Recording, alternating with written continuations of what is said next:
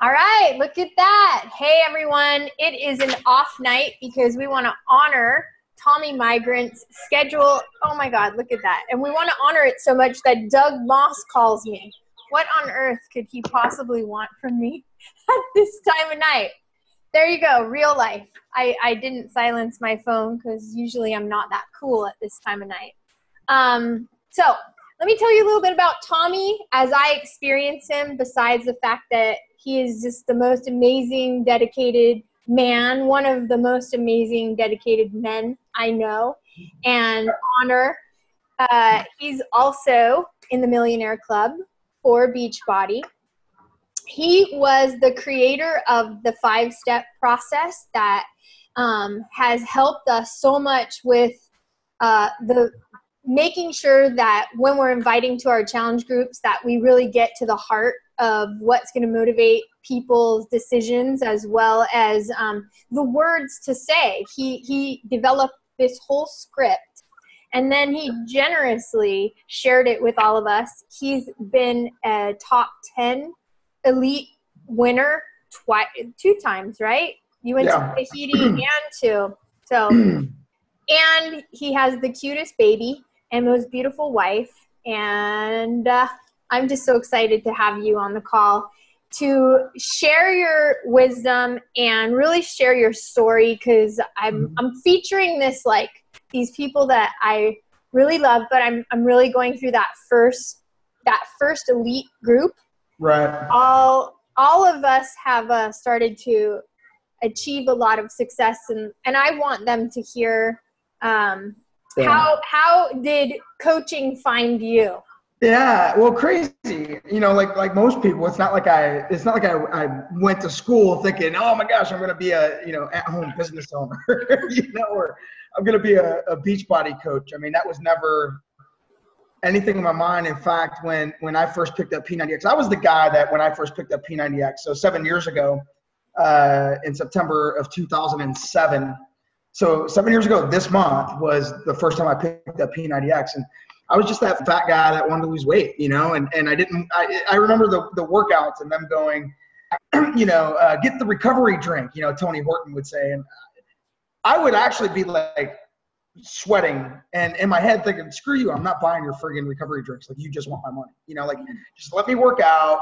It's all I want to do, So for me, that was a big thing, was just to even start working out. So, but the videos, I mean, Uncle Carl's a smart guy. So they laced. Yeah, I call him Uncle Carl, I don't have $150 million to spend on advertising, but Uncle Carl does, Yep. So we let him do that. But they would talk, Tony would talk all the time about going to teambeachbody.com and starting your account and getting on the message boards. And that's kind of how it went for me. Like I did a whole round of P90X, then I decided to listen to the videos and to the next step, where I actually then went to the message boards, and that's when I was a free customer for my coach. So my coach, Melanie Bullen, got me through the Emerald leads. And so that's one of the reasons why I believe wholeheartedly in consistently qualifying for free customers, right? You just never know when a Tommy Mygrant's going to come through that customer lead program. Mm-hmm. The best thing that my coach did for me, though, was she really loved me and nurtured me through my transformation, and it wasn't all about pressuring me into being a coach. It wasn't about being her next time. And it was, she knew that where my heart was at the time was that I needed to lose this weight for me. Mm-hmm. That undertaking that task was a great deal of effort. Whenever you're overcoming, for me, I had spent 20 years morbidly obese, and all of a sudden now I'm trying to change my life from the obesity standpoint. It was kind of like one step at a time. So she just encouraged me to become a coach.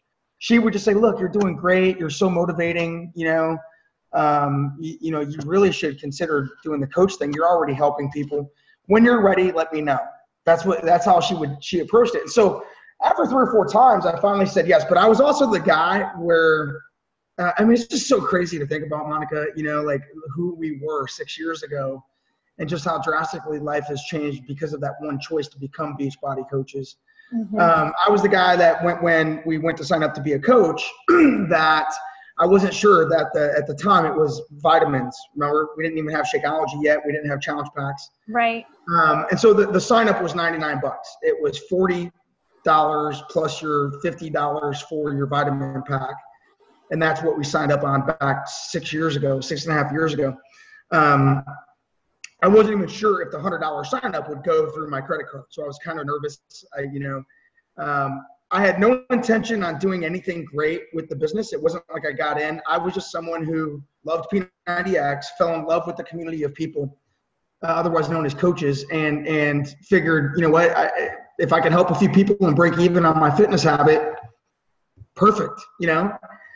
For me, it became more about the social life that the network provided. You know, I went to that first summit and I met so many great people. That's where I actually met you and Dave. Was the first summit when I was a finalist in the Beachbody Challenge. And I think that was what was so crazy for me this year at Summit was I sat there and I literally, as I watched all of these people getting accolades at Summit, I looked at it, and outside of the top coach award, I've literally been recognized for every single thing in this network that you could potentially be recognized for. I've been the finalist in the Beachbody Challenge. So I understand the importance of loving people through their transformations, and understanding that when somebody says yes to doing a program, while we may see 2 points for that person, it really is for many people a huge step and a sign of trust that they would even allow for you to be the person to help them.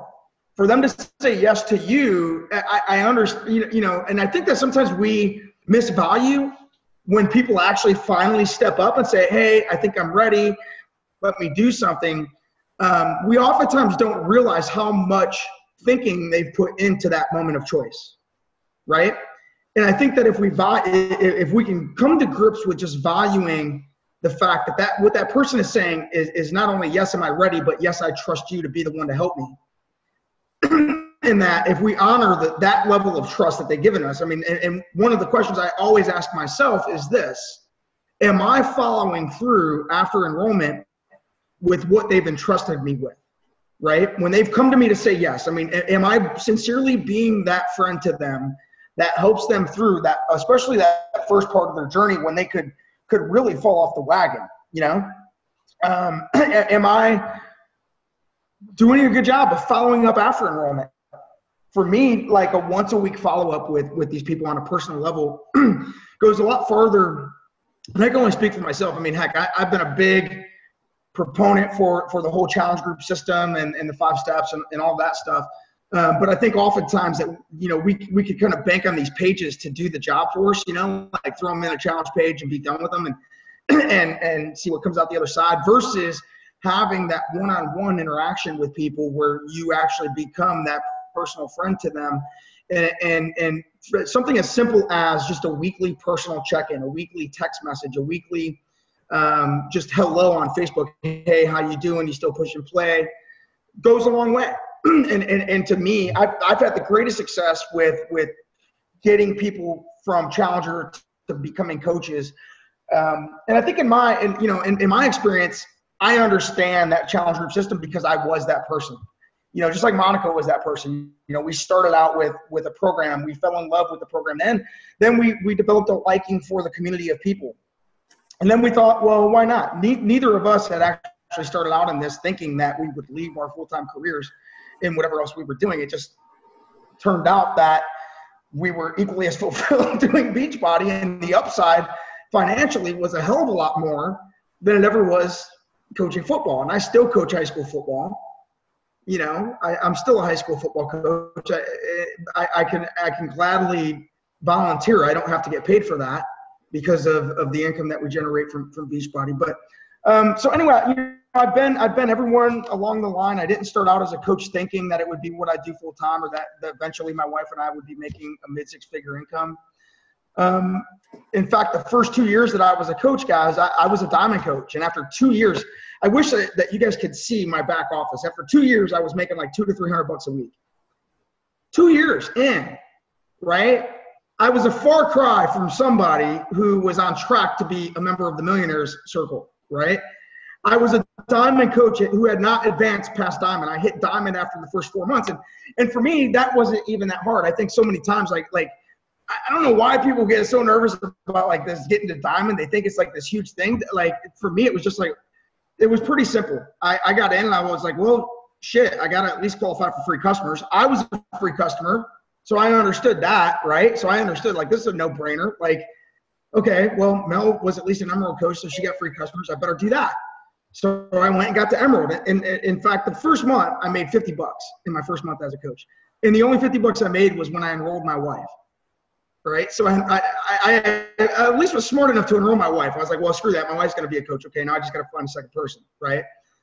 And then I got to diamond, but literally for 2 years, I was kind of the guy that I didn't really have a vision for this other than to be a guy that loved fitness. And if I could get a few people into a program, great. And if I could travel to events and go have fun and kind of party with my Beachbody buddies around the country. I wasn't in this really for the business, but it was 2 years in where it just clicked with me. I actually went to a summit. It was my second summit, and I saw a lot of my friends, people like Monica Ward, right? People like some of the people that were on her team that I really looked up to, and they were getting paraded across the stage for hitting 5-star diamond or earning X amount of money. And here I was still sitting in the audience as this diamond coach that had really gone nowhere. And that's when I just made a commitment to myself that you know what, I need to do this.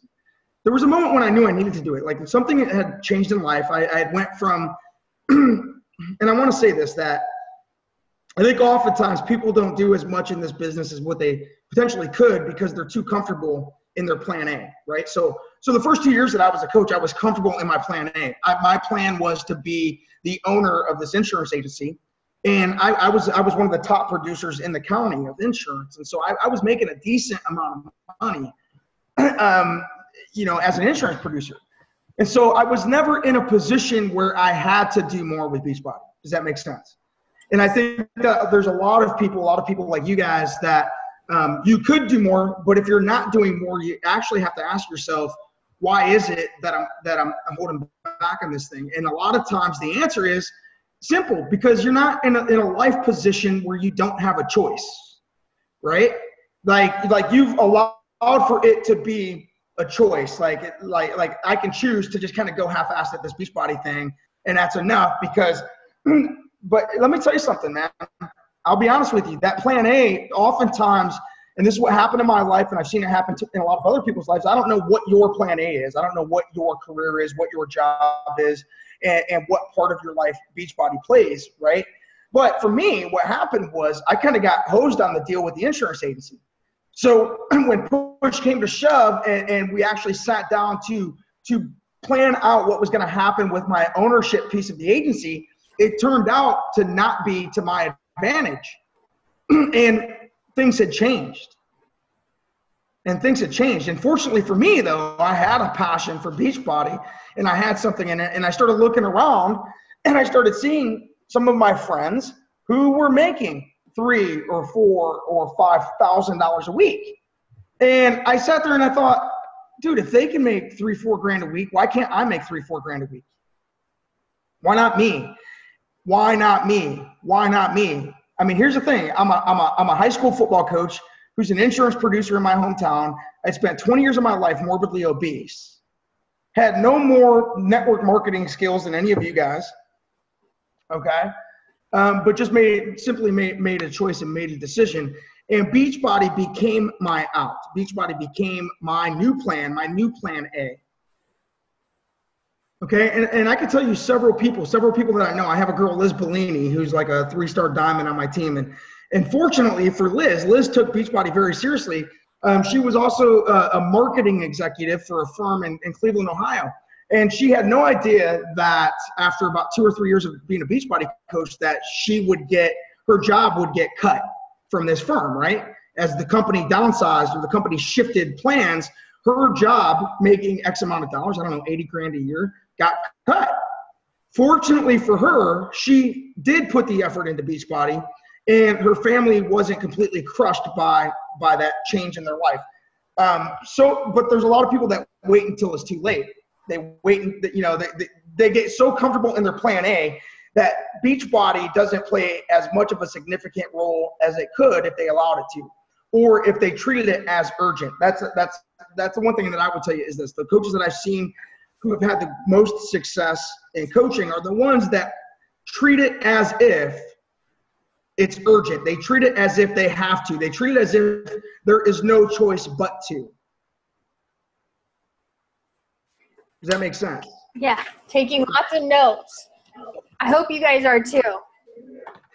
And all you did was ask me, how the hell did I find coaching? No, I mean, I think you're making a really valid point.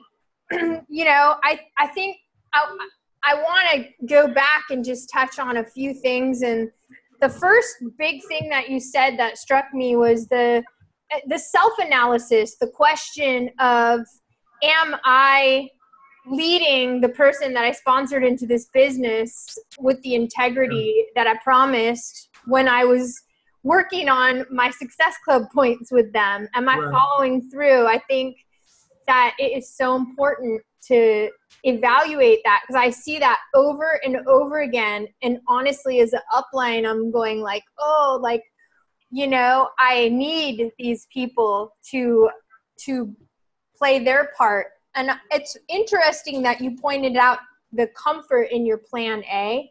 Mm-hmm. I definitely was comfortable in my plan A, but my urgency was just different. My financial circumstances didn't change. I just got an incredible, I spent most of my life overweight as well. And when my health changed, the urgency to pay it forward changed. Right. I felt like I had been presented with a purpose. So, you know, it doesn't have to be through a negative circumstance that you go on and get this urgency about why, you know? Right. Yeah.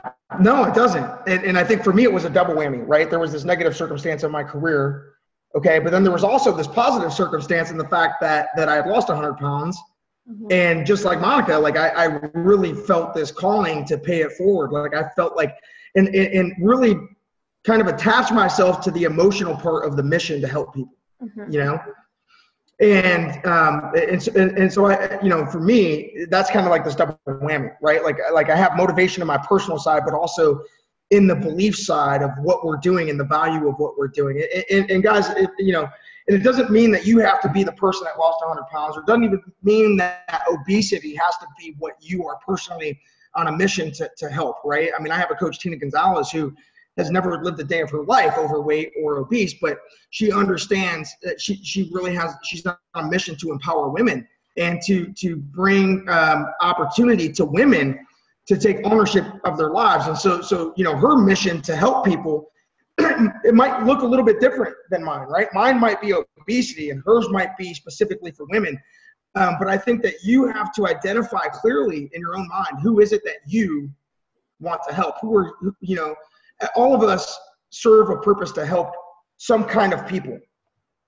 But what does that people look like to you, right? And it took me a while to grasp the fact that it's okay that not everybody, you know, my heart was all about this mission against obesity, and so I was really, you know, emotionally sold on, you know, on that. But that's who I was, and that's where I came from. And so I would ask you guys, you know, like, who are you and where do you come from, and who is it that your heart is being told that you should be helping? What does that person look like? What does that person look like when it comes to the fitness side? And then also, what does that person look like when it comes to the business side or the financial side? And that if you can really set your own heart and mind on fire and create a structured plan on who it is that you would like to help, you've now clearly identified your own target market and your own niche, right?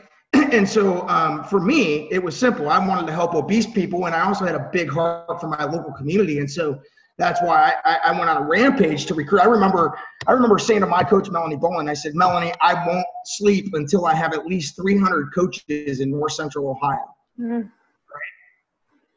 I didn't realize at the time what I was saying. What I was saying is that I want to target local people. That's really what I was saying, that I was on a mission to bring Beachbody to Northern Ohio. And that's all I thought about was I got to blow Ohio up. I'm going to blow Ohio up. I'm going to blow Ohio up. I think sometimes with social media, it's easy to lose sight of the potential impact that you can have locally, just locally. That we're always looking for millions of people that live somewhere else when really there's thousands of people that live right in our backyard. And I don't know about you, but you don't need millions of people in order to make a lot of money in this business. You know, you really don't. So if money is your goal, for me, you know, having a local focus really helped. Something that I took from Monica was running, you know, local fit clubs back in the day, and we did that. And so 50% of my organization lives within a 2-hour drive of where I grew up. And I'm grateful for that because I've been in the room with many of them, you know. And so anyway, but I think that for me, that was my identity of what I wanted to focus on. I wanted to focus on people who had eating problems, who were overweight, and I wanted to focus on local people, and I wanted to do that locally, right? And so what does that look like for you? Like, who do you specifically want to help? And identify, you know, Trina Gray said this on a call with my team once. She said, it's easier to go narrow and deep than it is to go wide and spread. You know, narrow and deep. You know, so identifying really who your story speaks to or who you would like to help, and then just putting together a plan of action in order to make that happen is pretty simple. So, well, how did you do that then? Because there's this shift, and your plan B looks like it could be a plan A, and you set this goal for 300 local people. Yeah, and now there's like 2,000 people in North Central Ohio. But I mean, what does that look like each and every day then? So these people can visualize whether they choose to go online or whether they choose to go local. The really cool thing is this: I can have a local campaign online. Yes. Okay, so this is what people don't realize. So what I say is whenever you identify that target market, now all of a sudden, you know what kind of people you're looking to add to your Facebook, right? So I would just spend all day adding fat people and local people to my social media. So if there was anybody that had any kind of connection to my little hometown of Bellevue, Ohio, and the great thing is this, that because of social media, my city limits didn't stop at the city limit sign. Literally anybody that had graduated from Bellevue High School, had went to live there, had parents that lived there, an uncle that lived there, if I could find them through Facebook and add them on Facebook, the connection was Bellevue, but maybe it wasn't that they still lived locally, but there was a local connection. Does that make sense? Sure. And so, you know, I mean, that's, you know, I don't know. And I'm just telling you that's really kind of where my team started was, I wasn't an expert at everything else. I didn't know the 5 steps yet. We didn't have challenge packs or challenge groups, but what I did know was that I could focus on helping people, and I could focus on helping people locally. And that was something that How did you get the word out? Like, now you have a fit club and you have a place to send people. So you established a fit club, which was huge. Well, it started with just like 3 of my buddies coming over to work out. Yeah. But I just started asking, you know, local people.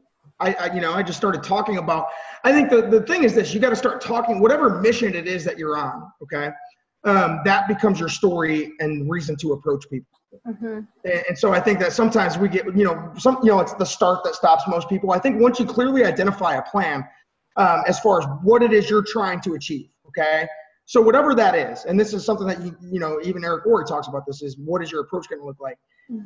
So let's say that you're on a mission to help 50 people locally get started on their fitness journey, right? Let's say that's your personal message. Like for me, it was 300 coaches locally. Like, listen, I'm looking to build a team of at least 300 coaches in North Central Ohio, right? And that's what I would tell people.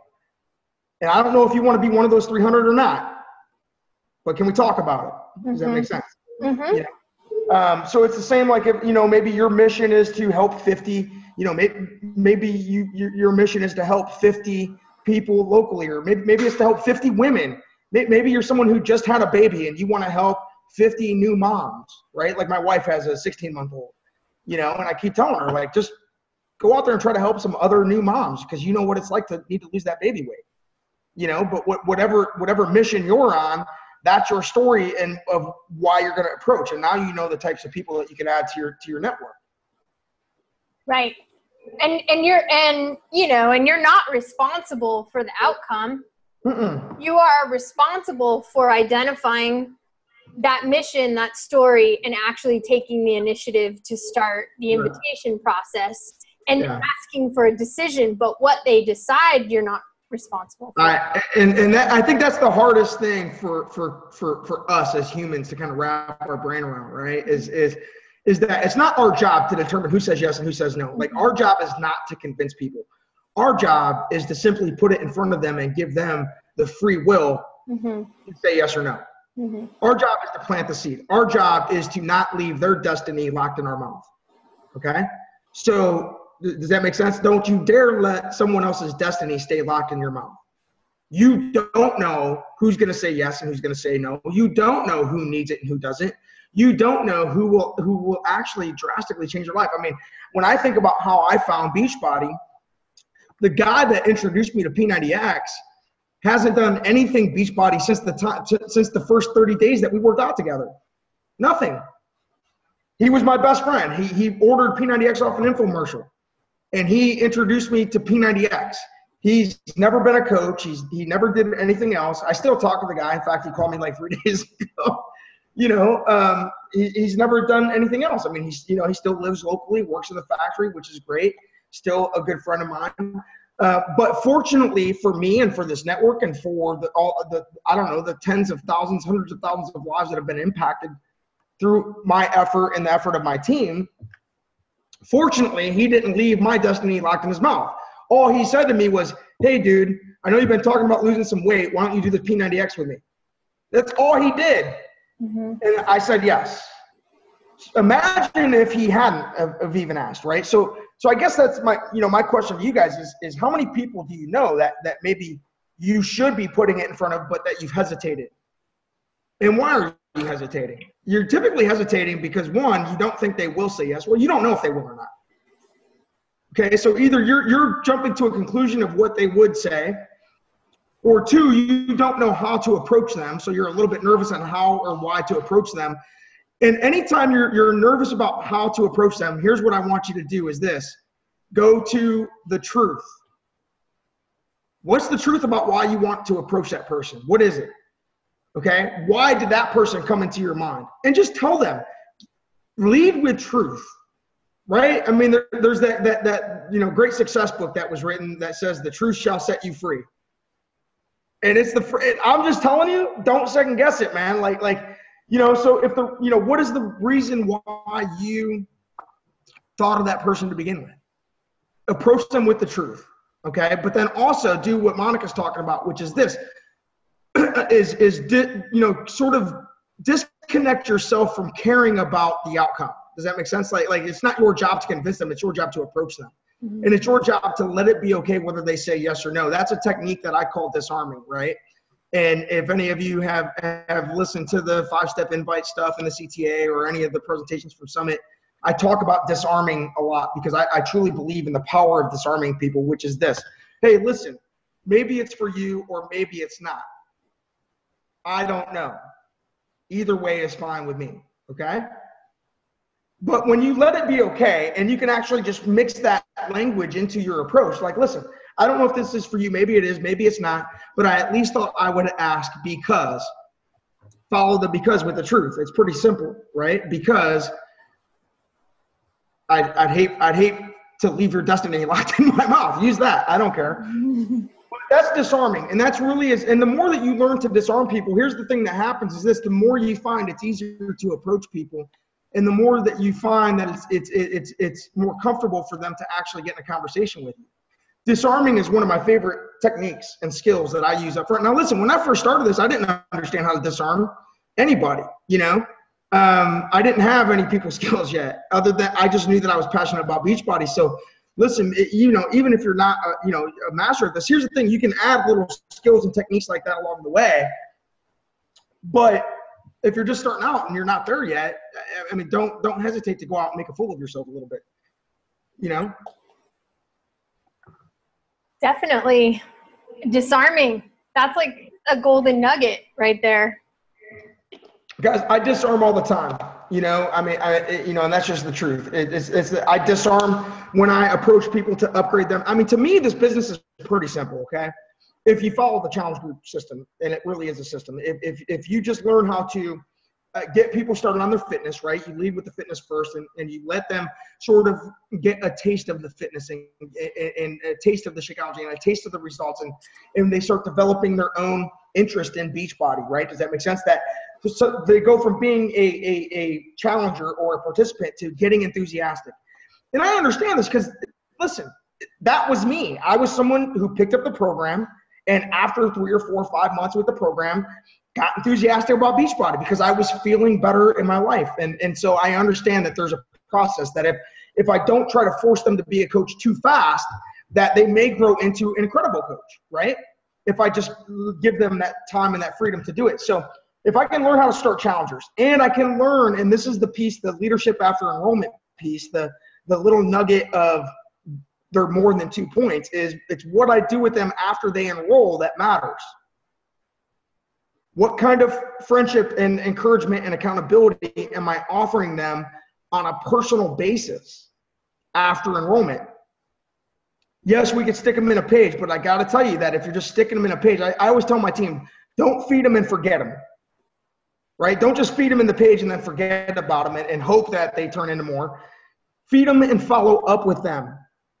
Go ahead and feed them into the page, but follow up with them. Make sure you're personally following up with them on a consistent basis. Keeping in contact with them, right? Getting really good at identifying if there's someone that needs to stay on track, like maybe they're on the right track, they're just not there yet. Encourage them to stay on track. Maybe they've fallen off track and you need to get them restarted, or maybe they're crushing it and it's time then to introduce coaching, right, to your best challengers. But if you can learn to do that and learn to hold them accountable and then learn to upgrade them and then teach them to do the same thing, you can build this business, you know? Don't outthink it. Had to take a picture of you. You take a picture of me? Yeah, why not?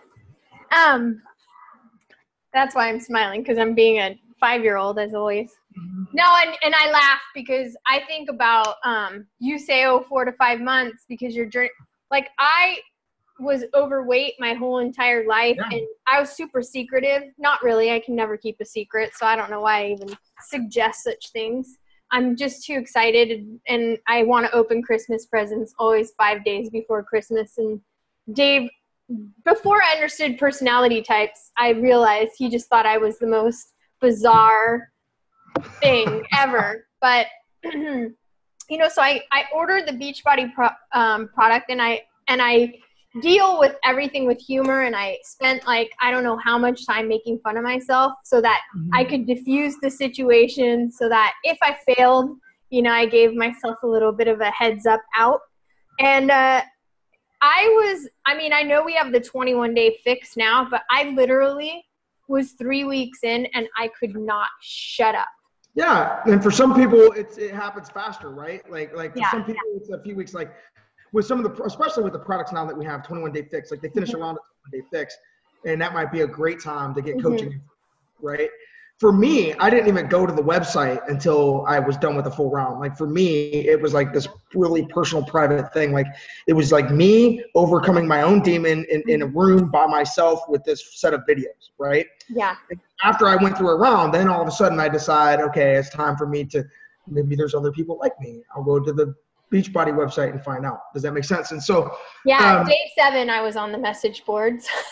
Yeah, and so for you, you got there just a little bit faster than what I did. And so some people it might be 10 days, 20 days, and they're showing enthusiasm. I think what you want to look for is what I call green light moments, and I can't tell you exactly when they're going to happen. With the average person, I would say they're going to happen in the second month, like from day 30 to 60 somewhere, right? That the average person after a month, if we can keep them, once they get their second shipment and they're feeling really good and all that. But I look for green light moments. Green light moments are where they go from just where they're no longer like kind of tiptoeing through it, right? They're all about it now, and they don't shut up about it. Like those people make great coaches, because you can sense their enthusiasm. it's one of the reasons, and we don't have time to do a whole 5-step training, but if you go to the Coach Training Academy and you do the invite videos that we just put together, I describe thoroughly about looking for those green light moments, and then specifically exactly what to say and how to approach people by praise, disarm, and ask, right? So when I talk about disarming, I actually talk about that and how to convert people from customers to coaches, which is pretty simple. Here's the whole system for me is this. Like if I do a weekly check-in with people, then me checking in with them once a week just becomes natural. Does that make sense? Yeah. They're used to hearing from me. And after 3 or 4 times, after 3 or 4 weeks of that, I start looking for those green light moments and the chance to get coaching put in front of them. Does that make sense? But the reality is, to them, it's not like I'm like trying to push them into becoming a coach, because I've checked in with them 3 or 4 times without even mentioning coaching. I don't mention the coaching until I see those green light moments of enthusiasm where I now can put coaching in front of them. And then I use praise, disarm, and ask. And there's 2 reasons I use praise, disarm, and ask. 1, it works, and it's a specific plan for me on exactly what to say. 2, I can teach my coaches how to praise, disarm, and ask. I can duplicate that. How many of you have coaches that are like, well, I just don't know what to say to them, right? I don't know how to, I mean, yeah, I think that person would be a great coach, but what do I even say? Well, part of the reason I teach that part of the system, which is weekly check-ins plus then how to get it in front of them with praise, disarm, and ask. What do I mean by praise, disarm, and ask is pretty simple, is oh my gosh, you're doing great with this. Praise, right? Like out of the 10 people I have doing a workout program right now, you're at the top of the list of the best performers, right? That would be a praise. Disarm. And listen, I don't know if this is for you or not. That's disarm. Maybe it is, maybe it isn't. Either way is fine with me, but I at least have to ask. This is the ask. Have you ever thought about being a coach? I think you'd be great. Praise, disarm, and ask. So that's what I'm teaching everyone in our boot camps, which is this. Let's get them enrolled. Let's get, do the weekly check-ins with them. Be a friend to them along the way after enrollment. Look for those moments and get really good at identifying when those coaches have green light moments, and then just all you gotta do is praise, disarm, and ask. And now you're in the process of converting that person into a coach.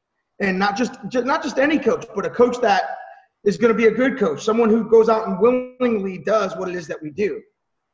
Not just a coach by name, but a coach by what they do with that account. So just some thoughts. No, it's awesome. I think my favorite thing about you when you teach is it's less is more and chunk and chew. Like these are all like really good teaching strategies, obviously, my background. Yeah.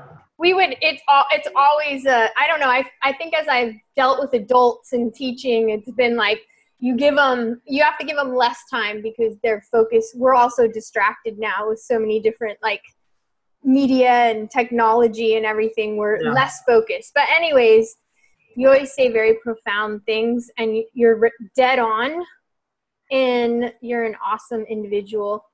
Well, thank you. And I appreciate that. I feel like you're like my family. So it's we both own Cavalier King Charles Spaniels. Oh, because we're smart. I don't know where Champ is. I think Champ is sleeping somewhere, but because we're smart. Because we're smart. Yeah, because they're the best dogs ever. Yeah, I copied you. I copy pasted. Yeah. So look, they're out there barking. They hear me. They're in love. And I'm in love too. But anyways, I just wanted to stop and say thank you because I want to honor your time with your. Oh, look. Yeah, we don't care about your dog. No, I'm just kidding. It's all about King Charles Cavaliers. Look, he's there. He's like, no, it's my boxer. Look at my face. You know what? At-home work problems. We got dogs that look at our face on camera. I mean, you do not see that in corporate America, but at-home work, we're good. So. No, I had to brush my hair because I'm doing Julie Schulte's call tonight. So Here we go. Oh, Champ, he's so smart. Say, Champ, say hi to Aunt Monica. Say hi. Hi. Woof, woof. So cute. Oh, so cute. Okay.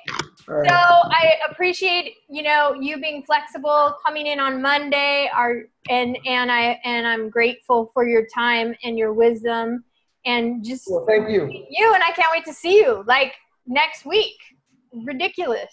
Yeah. Happening Awesome. Wednesday. Yeah. All right. Thank you for having me, guys. I appreciate it, man. Thanks for hanging out.